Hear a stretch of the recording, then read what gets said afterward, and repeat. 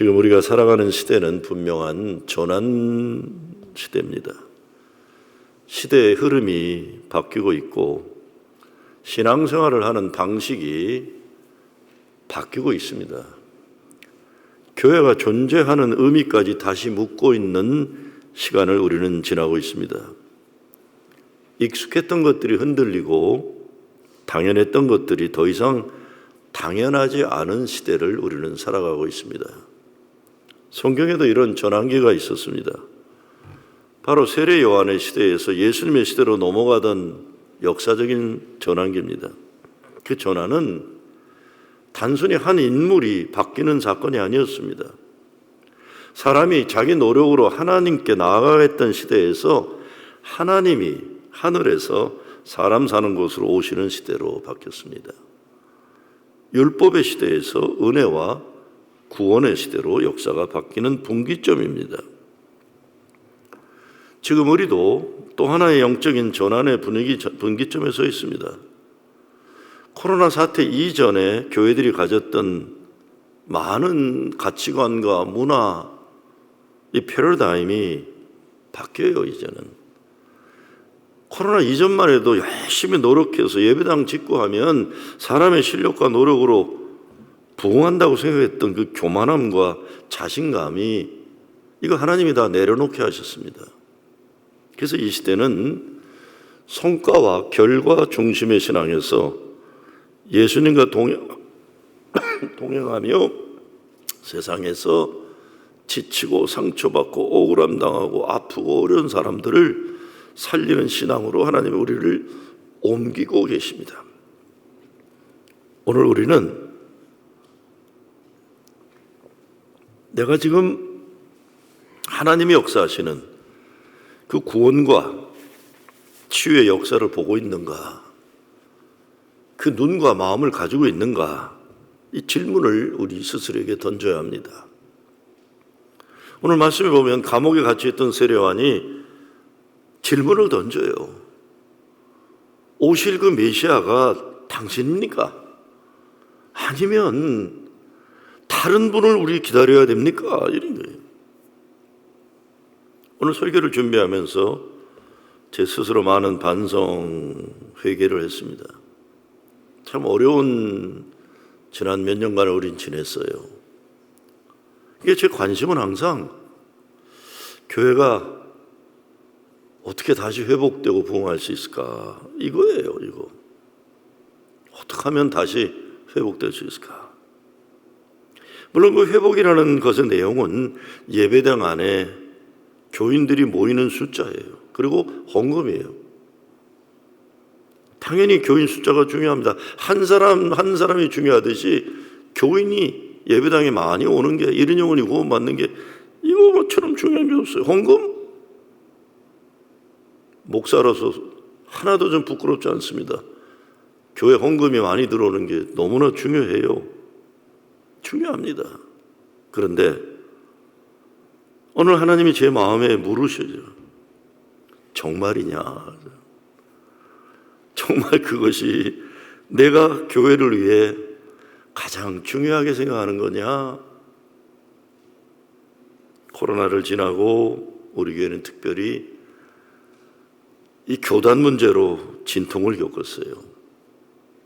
교인들도 힘들었겠지만 저는 어떻게라도 좀 조심조심 크게 교인들이 상처받지 않고 크게 흔들리지 않고 이렇게 잘 이겨낼 수 있도록 제 자신이 흔들림 없이 지켜냈지만 솔직히 제가 목회 40몇 년 하면서 이렇게 힘들었던 때는 없어요. 정말 힘들었어요. 교인들에게 말은 안 하지만 앞으로 어떨지도 몰라요. 앞으로 어떻게 될지도 사실 몰라요. 그런데 그런 과정 가운데 저는 사실 제 문제, 제가 고민하는 것들, 이것 때문에 막 씨름하고 있으면서 내가 못 보던 것들이 있었어요. 좀 정신 차리게 보니까 우리 교인들이 겉으로는 괜찮아 보이는 것 같아도 엄청 지쳐 있어요. 코로나 교단 문제만이 아니라 지난 몇 년간 미국 정치, 경제 문제 때문에 제일 어려움 당하는 게 이 지역이에요. 뉴욕에서도 이 플러싱일 거예요. 많이 지쳐 있어요. 어떤 분들은 신앙이 무너진 게 아니라 그냥 살아내는 것 자체가 버거워서 쩔쩔매는 거예요. 어떤 분들은 신앙을 포기한 게 아니라 생각하지 못한 어려움들이 많이 닥쳐오니까 너무 무거워서 숨이 막히고 맥이 놓인다고 해요. 이 과정 가운데 저 역시 많이 힘든 것만이 아니라 갑자기 세상이 이상하게 변하는 것 같아서 배신감이 있어요. 그리고 이질감이 있어요. 이런 세상이 아니었는데, 이런 교단이 아니었는데, 이런 교회와 교인들이 아니었는데 사람들 자체가 이질감을 느끼게 했어요. 이해하기 어려운 일들이 벌어지고 사람들도 이상해지는 것 같아서 어지러울 때가 많았어요. 참 어지럽구나. 며칠 전에 다른 도시에서 목회하는 50대 초반의 목사가 찾아왔어요. 저보다 많이 어리지만 제가 좋아하고 존경하는 목사입니다. 왜 왔냐? 목사님하고 대화하려 왔습니다. 그래서 그럼 전화를 하지 비행기를 타고 뭘 여기까지 왔어? 목사님, 제가 지난 몇 년간 우리들에게 이러한 일을 경험하면서 분함과 억울함과 그리고 요즘은 외로움에 너무 힘들어요. 그래요. 분함과 억울함과 외로움에 너무 힘들어요. 함께 같이 교단에서 일하던 친구들이 동남부 남쪽 지역엔 대부분 다 다른 교단을 가버렸기 때문에 홀로 남은 거예요. 분하고 억울하고. 그런데 이렇게 목회 열심히, 이민교회 열심히 하려고 애를 썼지만 이런 과정을 통해서 자기가 경험한 이런 것들이 분하고 억울한 일들이 많이 벌어지는 거예요. 장로, 권사들은 다 나가버렸어요. 우린 이런 교란 안 있겠다. 그러니까 다시 시작한 거예요. 근데 그 다음에 하는 말이 저를 아프게 했어요. 근데 목사님, 제가 이렇게 느껴도 되는 것인가요? 그래요. 자, 잘 들으세요. 자기가 경험하면서 무시당하고 배신당했다 생각할 수도 있고, 자기가 이렇게 젊은 그 십몇 년을 목회해서 자리 잡았는데 교단 문제 때문에 다 나가버리고 다시 시작하는 데서 분함과 억울함과 외로움, 그럴 수 있어요. 그렇죠? 그럴 수 있어요. 그렇죠? 그런데 그 다음 문제가 저를 아프게 했어요. 근데 목사님, 제가 이렇게 느껴도 되는 건가요?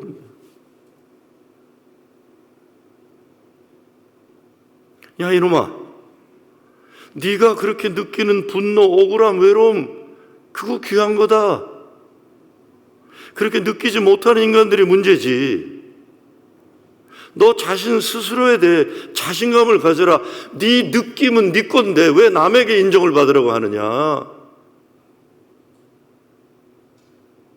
여러분, 미국에서 가장 큰 교단이라고 하는 교단에 속해 있으면서 정작 한인 이민교회를 목회하는 목사들 가운데 무시당했다는, 맞고 틀리고 다 떠나서 존중받지 못하고 있다는 그 분함, 억울함, 외로움조차, 그 감정까지도 자기가 자기 거로 자신감을 가지지 못하면 그런 젊은 목사들 보면서 얼마나 마음 아픈지 몰라요. 아프면 아프다고 해라. 분함, 분하다고 말해야지. 억울함, 억울하다고 그래야지. 사실은 저녁만 먹고 보내려고 그랬는데 밤에 잠도 안 오더라고요. 선배로서 후배들에게 미안했어요. 아침에 다시 오라고 그래갖고 갈비탕까지. 자기는 갈비탕 먹고 나는 황태장국 했는데, 목사님 그건 뭐예요? 그래. 이거 황태장국인데 저 좀 먹어봐도 안 되죠? 내 거까지 반 먹고 지 갈비탕 다 먹고. 세례 요한도 비슷한 전환 기술이 있었을 겁니다. 요한은 메시아를 준비했던 사람이에요. 근데 막상 새 역사가 와서 예수님이 오셨는데 예수님은 자기가 기대했던 분이 아니에요. 보니까 당대 엘리야 선지자를 여길 정도로 최고 선지자예요. 그런데 그가 감옥에 들어가 있으면서 자신감을 상실했는지 몰라요. 감옥에 갇혀 있으면서 이건 궁금해서 던지는 질문이 아니라 자기가 그동안 모든 것을 바쳐서 살아왔던 하나님 나라의 도래, 새 역사, 자기의 모든 것을 희생해서 지금 감옥에 있기까지 이렇게 모든 걸 바쳤던 하나님 나라의 역사가 이루어지지 않을지 모른다는 불안감이에요. 내 삶이 이렇게 허무하게 끝나는 것인가. 그래서 요한은 정말 당신이 우리가 기다리던 그분입니까? 이렇게 질문하는 겁니다. 근데 예수님은 이렇게 답하시잖아요. 지금 일어나고 있는 하나님 나라의 역사를 봐라 그런 거예요. 지금 일어나고 있는. 오실 그이가 당신이 오니까 우리가 다른 일을 기다려 오니까 이 질문은 어떤 궁금한 의심의 질문이 아니라 전환교의 혼란을 대변하는 것입니다. 세례 요한은 이미 자기 제자들에게 예수님을 하나님의 어린 양이라고 소개했고 세상 죄를 구원하기 위해 성령으로 또 세례 주실 분이라고 분명히 증거했는데 지금은 의심하고 있게 된 겁니다. 전환기는 항상 혼란이 있습니다. 옛 패러다임이 무너졌어요. 그러나 새로운 시대가 오질 않았어요. 요한은 로마 제국을 무너뜨리고 세상 새롭게 만들 거대한 역사의 인물 그 메시아를 기대했는데 예수님은 병 걸린 사람 찾아가서 고쳐주고 가난한 자에게 말씀을 주시고 죄인들과 먹고 마시고 그리고 십자가를 향해 가고 있으니 요한의 입장에서는 아니 이 메시아라면 그런 시시한 일 하지 말고 로마 제국은 물론이고 부패한 종교 세력 사두개파 바리새파 다 척결하고 새 역사를 통해 이것들 다 쓸어 몰아내고 심판해버리고 새 역사를 시작해야 되는 거 아닌가 이런 생각을 하는 겁니다. 근데 예수님은 전혀 관심이 없어요. 아픈 한 사람, 잃어버린 영혼 한 사람, 눈먼 한 사람, 가난한 한 사람, 사회에서 소외당하고 무시당하는 억눌린 당한 그 한 사람이 하나님의 아들과 딸의 존엄으로 살아가는 그 오늘을 말씀하고 계신 겁니다. 소경이 보며 안전뱅이가 걸으며 문둥이가 깨끗함을 받으며 귀머거리가 들으며 죽은 자가 살아나며 가난한 자에게 복음이 전파된다. 이게 다 현재형이에요. 현재형. 지난날에 묶여있는 과거가 아닙니다. 또 미래의 어느 날 기대하는 미래형이 아닙니다. 지금 여기에서 이들과 함께 일어나는 그리스도의 구원의 사건이에요. 가정에서도요, 지금 그들과 여기 사는 겁니다. 부부관계도 먼 훗날 이루어질 그 미래를 생각하는 게 아니라 지금 이 사랑을 사랑하며 감사하며 사는 거예요. 자녀들도 이것들 키워서 잘 되는 나로 생각하는 게 아니라 지금 그 아이들 사랑하며 천국을 만드는 것. 교회도 마찬가지죠. 지금이 아닌 다른 과거 그거 없습니다. 지금이 아닌 어떤 미래 그거 아닙니다. 지금 이 사람들과 여기에서 천국을 이루어야 하는 겁니다. 그래서 예수님 이렇게 말씀하세요.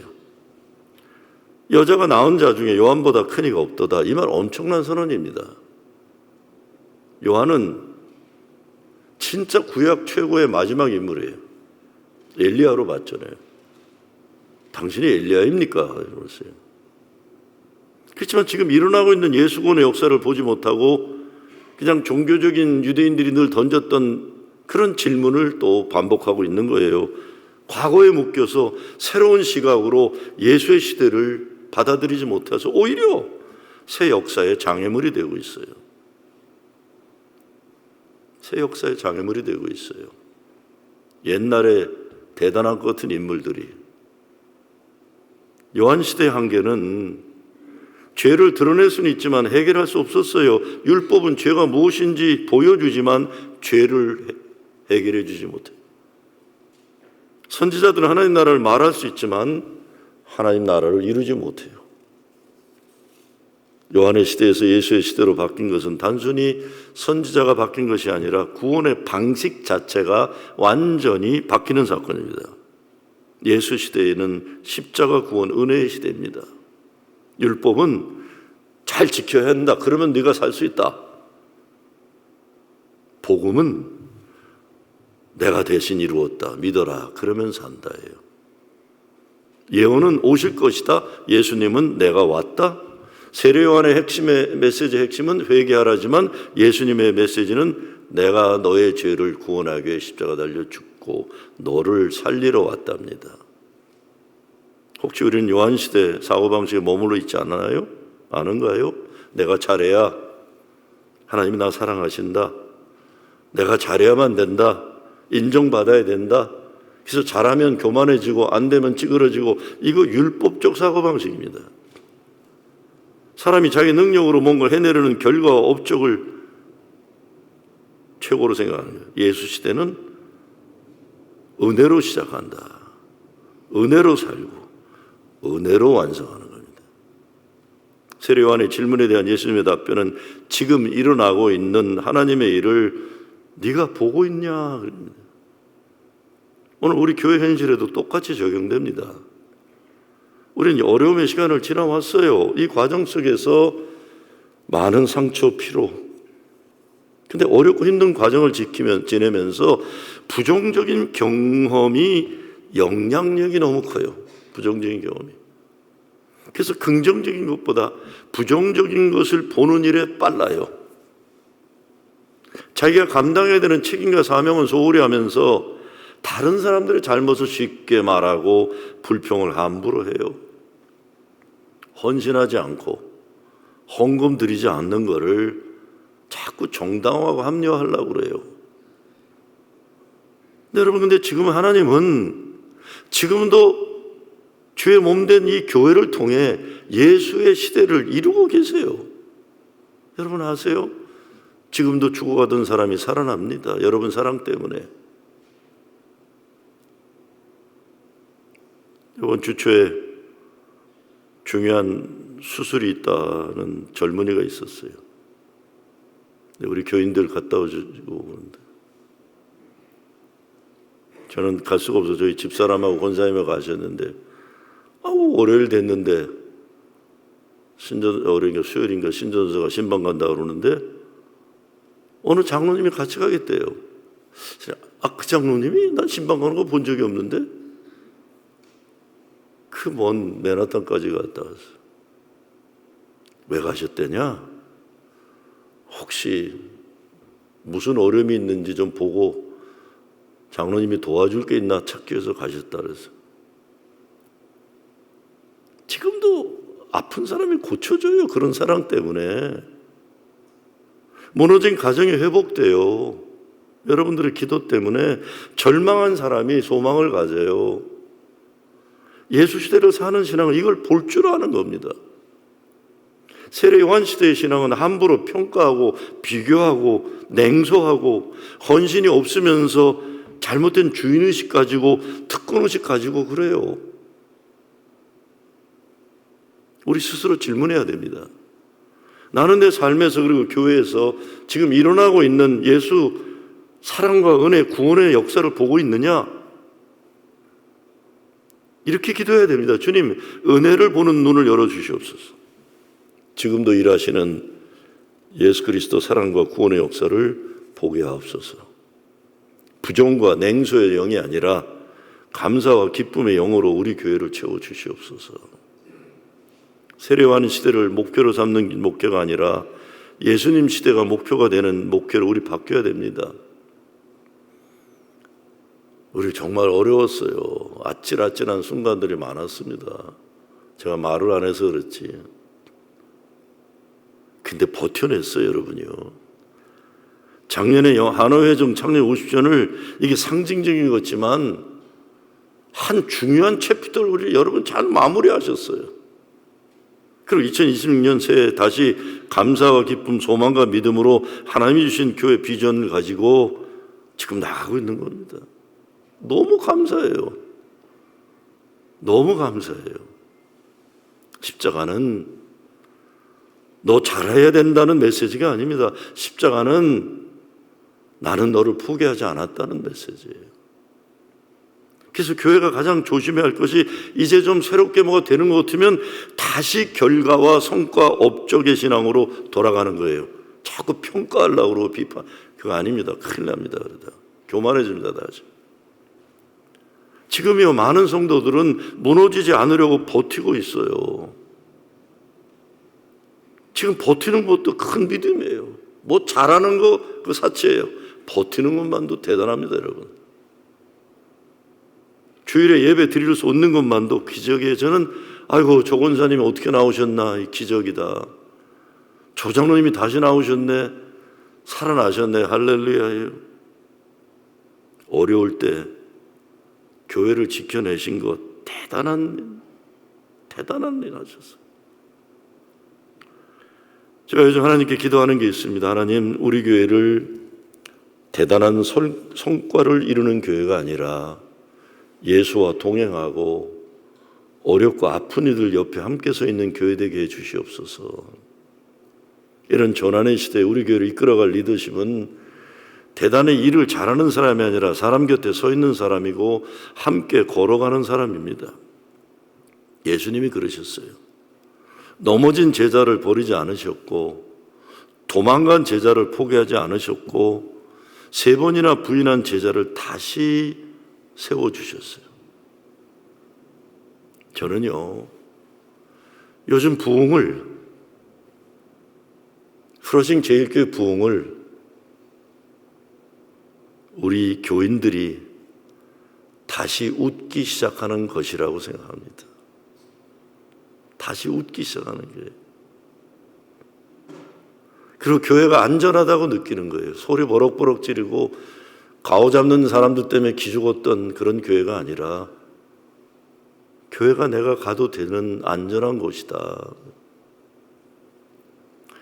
실패해도 괜찮은 사람들이 괜찮다는 말들을 오는 거예요. 잘난 사람들 와서 껐덕거리는 교회가 아니라 실패한 사람들이 와서도 존중받고 환영받는 교회 되는 거예요. 프로싱 제1교회를 오면 하나님이 나를 포기하지 않으셨다는 메시지를 들으시는 게. 그래서 우리는 율법의 교회가 아니라 십자가 은혜의 교회가 되어야 되는 겁니다. 우리는 성과의 교회가 아니라 동행의 교회가 되어야 됩니다. 결과 중심의 교회가 아니라 은혜 중심의 교회. 그리고 우리가 이렇게 될 때 하나님은 우리를 통해 하나님이 뜻하시는 참된 교회 부흥을 이루어 주실 겁니다. 그리고 지금은 우리 모두 조심조심 서로를 존중하고 배려할 줄 아는 그런 마음이 필요해요. 나태주 시인의 멀리서 빈다라는 시 가운데 이런 내용이 있어요. 사랑은 멀리서 빈다. 가까이 가서 다 해주려고 하는 것이 아니라 그래서 사랑은 내가 해결사가 되어서 문제를 다 해결해 주는 것이 아니라 그 사람을 위해 하나님께 조용히 뒤에서 기도하는 거예요. 너무 어려우면요 누가 도와주는 것도 짐이에요. 짐. 너무 어려우면 또 실패하지 않을까, 또 아프면 어떡해. 그래서 나태주 시인이 말한 멀리서 기도하는 사랑은 정말 조심스럽게 그 사람 마음을 살피면서 그 사람 수준에 맞게 그 사람을 위해 그래야 하는 그런 사랑입니다. 제가 제 아들아이하고 대화를 안 한 지가 몇 년이 됐어요. 몇 년이 됐어요. 저 처음 말씀드립니다. 근데 그놈이 이번 달에 몇 년 만에 집에 오겠대요. 제가 좀 각오를 하고 있어요. 오면 아무 말 안 하리라. 그냥 I love you 하고 뽀뽀만 해주리라. 그냥 I love you. 저는요, 난 제가 진짜 좋은 아빠인 줄 알았어요.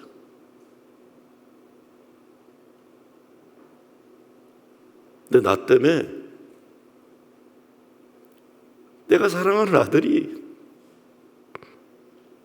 상처를 많이 받았더라고요. 나 때문에. 어떤 때 내가 잘 되라고 하는 말도 그 아이한테는 다 부담이었더라고요. 나는 목회 잘한다고 자신만만해서 하지만 목사들은 교회에서 못된 교인들에게 상처받은 거 난 몰랐어요.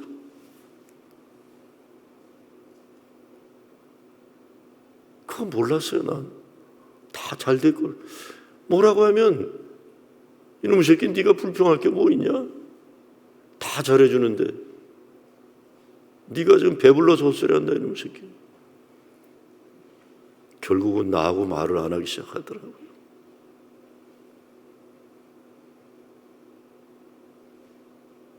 카톡에 대놓고 아들아이한테 메시지 보내려고 해도 하다가 지난 몇 년간 한 번도 못했어요. 그것도 부담될까 봐. 나태주 시인이 사랑은 멀리서 기도한다 그랬어요. 멀리서 기도한다. 근데 여러분, 제가 강하게 보이는 말과 이미지 때문에 지난 40년 저 때문에 상처받은 교인은 얼마나 많을까 생각하면 참 민망하기 짝이 없어요. 나는 내 마음은 그러지 않았어도 내가 너무 강한 이미지가 있어가지고. 예수님 시대에 하나님은 우리를 손가락 보지 않으세요. 존재로 보시죠. 또한 나태주 시인의 들꽃에 이런 구절이 있는 거 아시죠? 자세히 보아야 예쁘다. 오래 보아야 사랑스럽다. 너도 그렇다. 세례 요한 시대는 잘해야 인정받는다지만 예수의 시대는 너는 있는 그대로 사랑스럽다. 여러분, 사랑은 다 해결해 주는 게 아닙니다. 사랑은 다 고쳐주는 것도 아닙니다. 사랑은 그 사람 인생을 대신 살아주는 것도 아닙니다. 사랑은 그 사람을 위해 그냥 있어주는 거예요. 오늘 말씀을 준비하다 제가 깨달은 것은 그 어려운 시간을 지나면서 아직도 포기하지 않고 프로싱 제1교를 사랑하고 기대하는, 그래서 주일이면 이렇게 예배드리러 오신 여러분을 통해 하나님은 하나님의 역사를 반드시 이루실 것이라는 거예요. 다른 사람은 없습니다. 여러분이에요, 여러분. 지금 하나님이 찾으시는 리더는 완벽한 리더가 아니라 그냥 함께 있어주는 리더예요. 누군가에게 따뜻하게 잘 지내요라고 물어주는 사람, 이름을 기억하고 기도해주는 사람, 힘들 때 조용히 함께 있어주는 사람, 그런 분들을 통해 하나님은 이 교회를 다시 살리시는 겁니다. 제가 며칠 전 어느 글을 보니까 친구들 오랜만에 만날 때 너 아들 어느 대학 다니냐? 네 딸 어느 직장 다니냐? 그런 질문하지 말라고 그러더라고요. 그거는 질문하는 사람 자기 자신을 위해서 하는 질문이라는 게 비교하고 판단하게 한 질문이고 그런 질문하지 말래요. 그런 질문하지 말고 야, 너 건강검진했니? 위내시경 해야 된다 우리 나이에. 그 사람을 위해 질문 던지는 그 사람 건강을 위해 질문 던져주는 거예요. 교회도 서로 그래야 됩니다. 속해서 서로 그래야 돼요. 세례요한은 거대한 이야기를 중요하게 여겼어요. 근데 예수님은 한 사람 한 사람에 대한 관심, 사랑, 교회 부흥도 한 사람을 향한 조용한 사랑에서 시작될 겁니다. 우리는 무엇을 잘하는 사람이어서 부름받은 게 아니라 하나님의 큰 사랑을 받았기 때문에 우리도 사랑하기 위해서 부름받은 사람들입니다. 하나님은 완벽한 사람이 아니라 사랑하려고 이 교회를 사랑하려고 남아있는 여러분들을 통해 교회를 지켜주실 겁니다. 예수의 은혜와 사랑의 시대를 살아가는 여러분 되시길 주의 이름으로 축원합니다.